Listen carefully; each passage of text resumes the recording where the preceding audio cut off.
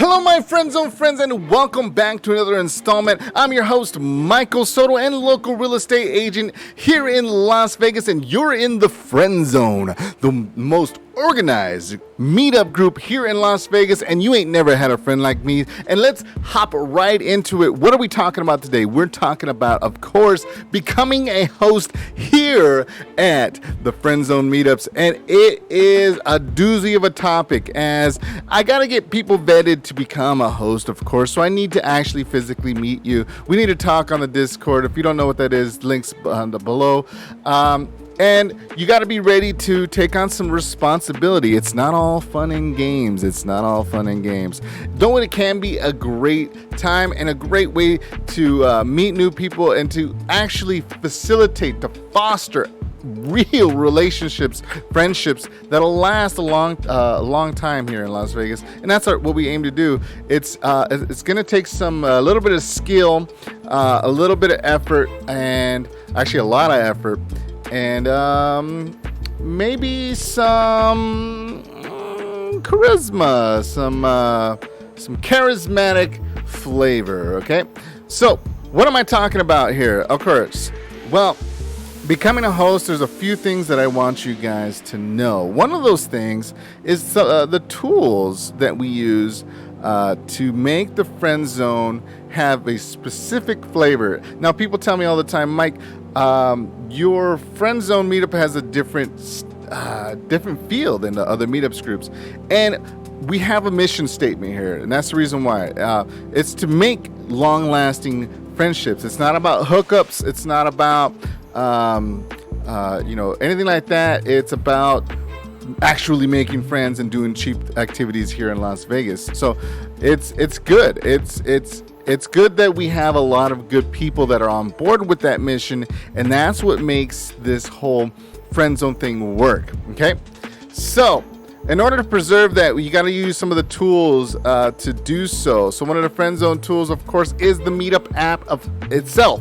The Meetup app is a fantastic tool, but it's kind of like church. Okay, everyone is welcome to these Friend Zone Meetup events.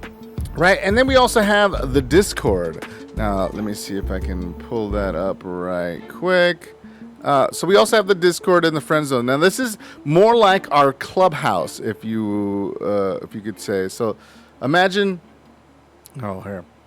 There we go. So this is the clubhouse. So we have a bunch of cool stuff you could talk about, general stuff about the real Friend Zone. Excuse me. And then, of course, we have toolkits, chat rooms, event ideas. You can participate in coming up with events, etc. We even have communities in here like the fantasy football, etc. That's pretty cool. And then we have High Life, which is a phone app. I don't have it pulled up right now. But that's going to be more of a curated experience for each individual in the Friend Zone. So if they're only interested in bowling or karaoke, they can get that experience from there. Or, for instance, here's a good example. Say other Friend Zone people want to do a girls' night only, right?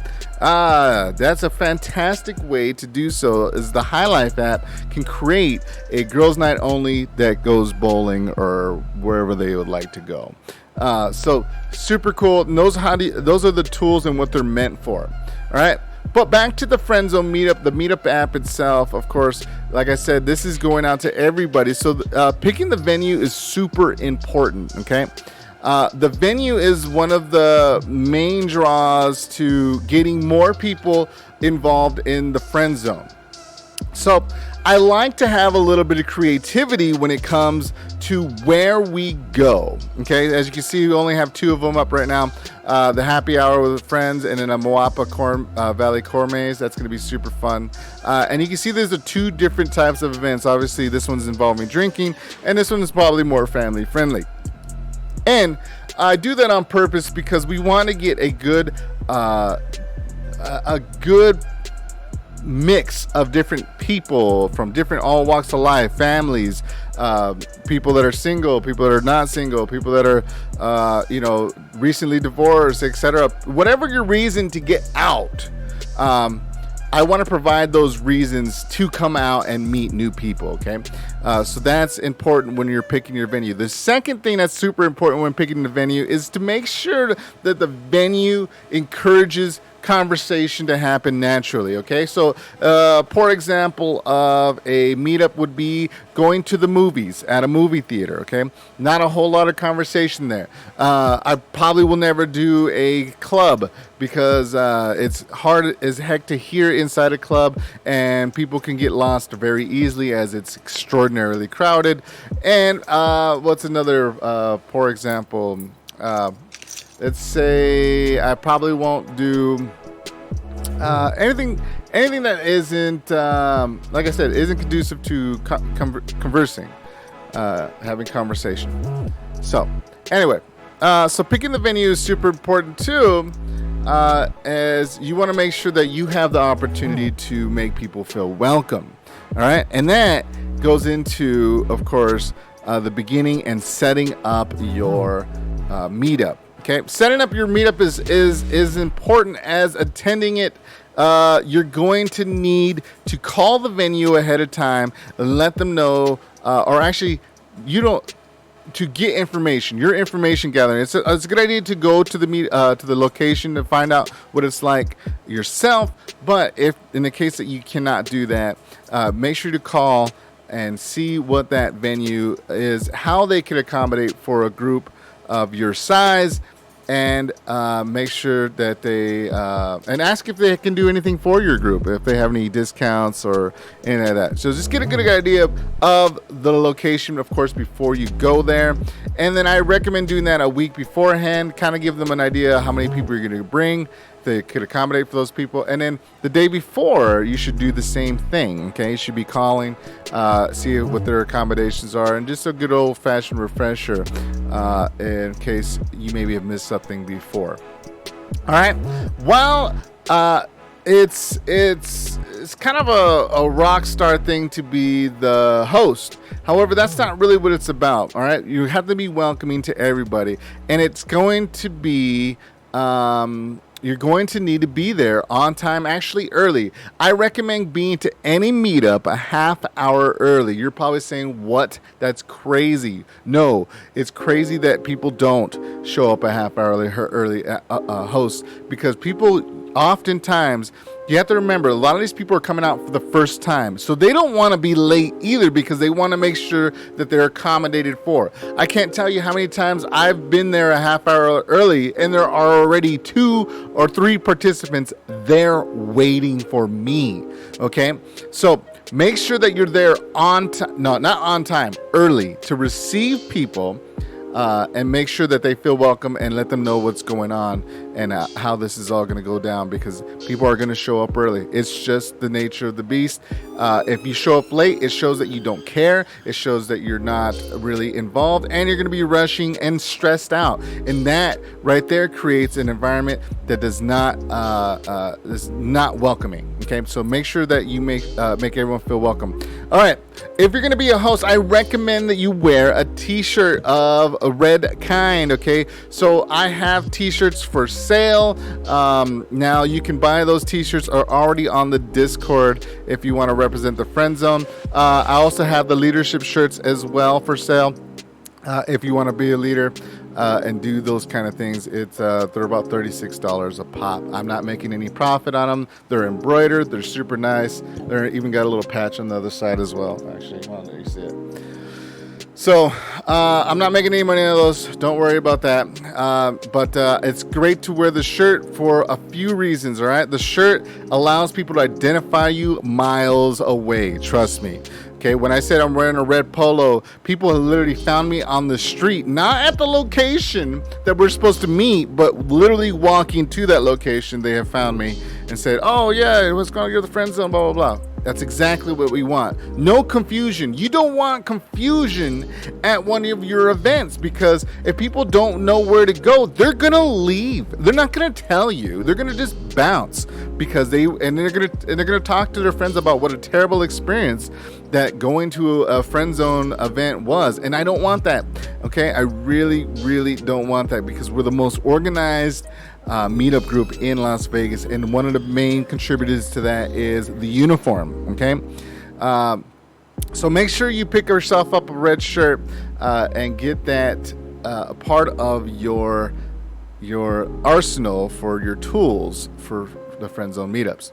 Okay, how to conduct yourself at a meetup is super important. Okay, a lot of people do it for the fame, they do it for the glory, and that's not what it's about. Okay, not even a little bit. In fact, most of the time, being a host is a lot of work. Now, I'm not trying to scare you off from doing this fantastic job. It's it's rewarding in itself, because you want to make sure everyone walks away and says, Mike, I had a great time. Okay, you may get that from a few people, but you want to get it from everybody, because that is what it's about. These friend zone events, a lot of people are coming out.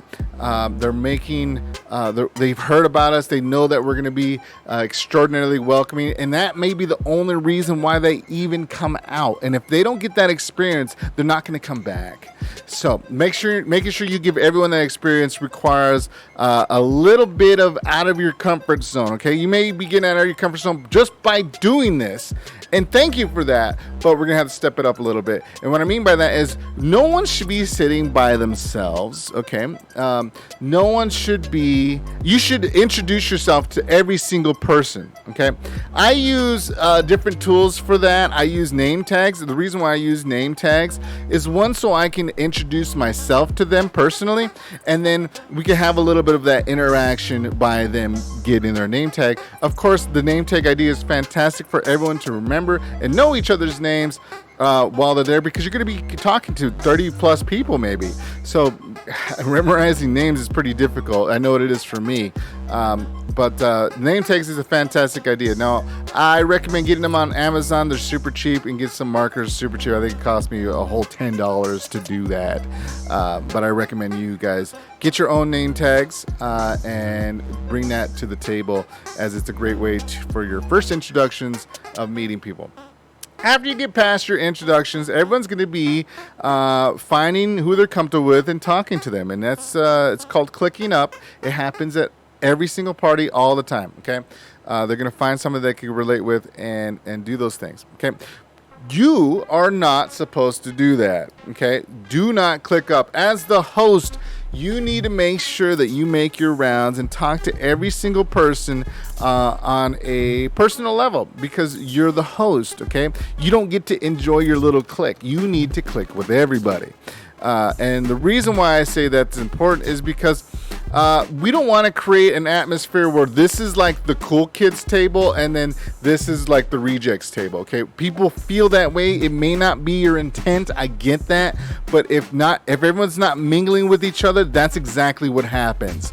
And we want to avoid that at all costs, because guess what? Those people aren't going to come back. And if they did click with the group next to say, oh no, they were having a good time talking to each other, right? Yeah, guess what? That click that formed at your meetup will never come back to your meetup. Okay, they're going to click and they're gone. You just lost, instead of one person, you probably lost like 5 or 6. And that's not cool either.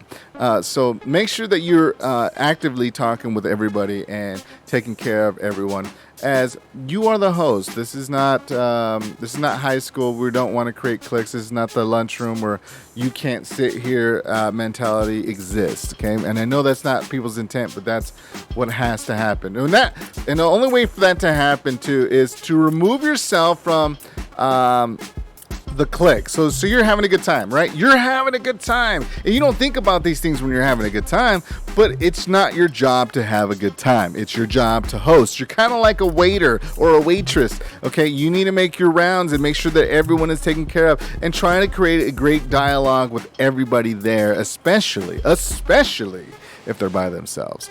Okay, cool. All right, so there's another thing you have to do as a host, and it's difficult because you're having a great time. You think everyone's adults, and then then you're left with a $100-something bill because half the people didn't pay whatever, etc. Okay, making sure that the meetup goes right the first time is super important. So when you're sitting down, say at a restaurant or a bar, make sure that the waiter knows that you want split checks. I recommend doing this, asking if they can do this a week in advance, of course, and then the day of course, because for some reason management changes during the week. I don't know. But make sure that everyone gets their own separate checks and everyone is doing their best to get those checks paid timely and during the meetup itself instead of just at the end, because what happens is people's stuff gets mixed up, etc. So it's a really good idea to have people pay for their stuff and get the check right away. Okay, and you need to let the friend zone or all the people that are at your venue know that. Okay, they also have to be on board. Not only do you need to tell the waiter, hey, we want separate checks, but you need to tell the masses that, hey, try to pay for your stuff as often as you can. That way you don't create a ticket that can be mixed up with somebody else's. Okay, that's important. I don't think any of us want to create that scenario. I got to tell you, I've been to many meetups where I was the last one there and left with the bill. That sucks. So don't do that to anyone. You don't want that to happen to yourself. I say it's your responsibility as a host for that bill. That's. I know you probably would disagree with that, but as the host, you're responsible. You brought all those people to that venue.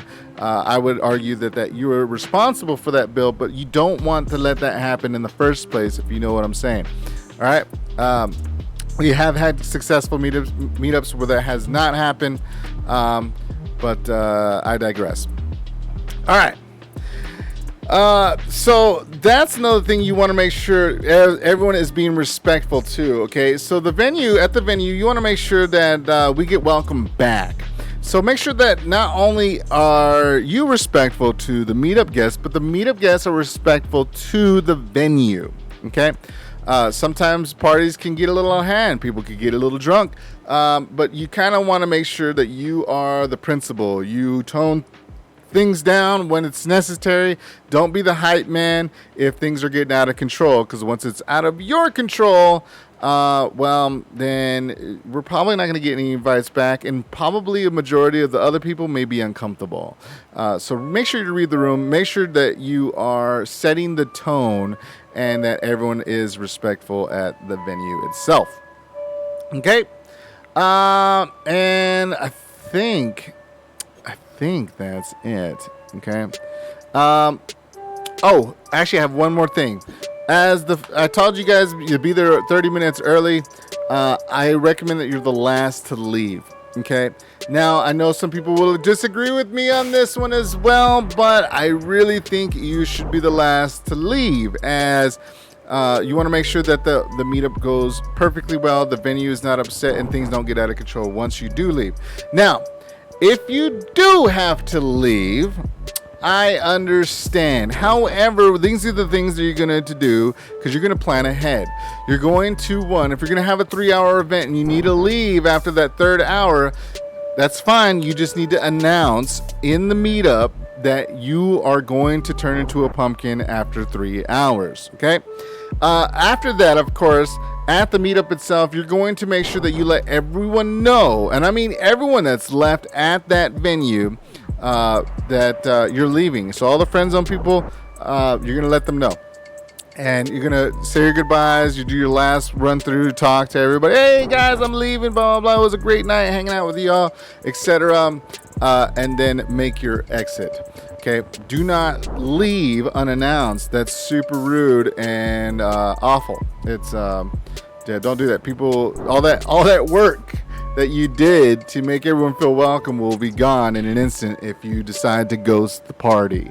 So make sure, even though you have made an announcement on meetups that you're going to leave in 3 hours or whatever the case may be, that you let everyone know that you're on your way out, and maybe even put someone else in charge, someone that's part of the group, so that can continue that party for you. All right. And I believe that wraps it up this time around. So, again, if you guys going to be a host, and if you made it through that entire super long video, I want to thank you guys for that. For that volunteering, for that wanting to make this place a better place. If you have any questions, of course, call me, ask me on Discord, and we'll get you hooked up with everything you need to be a successful host here in the Friend Zone. And I believe that wraps it up. 20-minute video, rocking and rolling. Thank you guys, and we'll see you next time.